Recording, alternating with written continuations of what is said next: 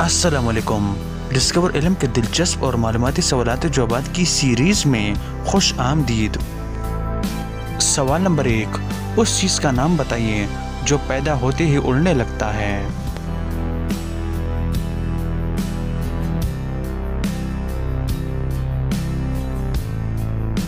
सही जवाब है धुआं।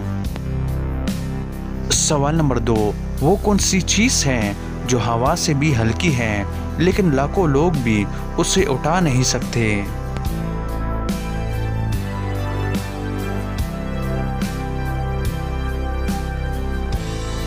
सही जवाब है बुलबुला।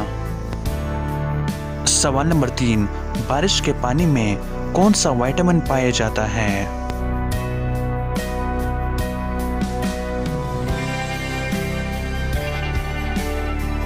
सही जवाब है विटामिन B12।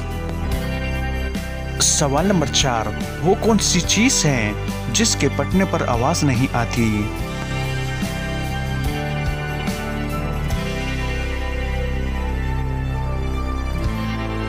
सही जवाब है दूध।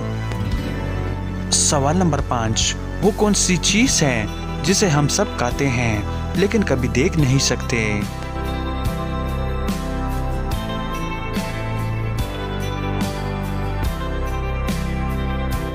सही जवाब है कसम। तो दोस्तों, उम्मीद करता हूँ कि आज की वीडियो आपको पसंद आई है। अगर पसंद आई है तो लाइक का बटन दबाएं और मज़ीद मालूमाती वीडियोस के लिए हमारे चैनल को सब्सक्राइब कीजिए। शुक्रिया।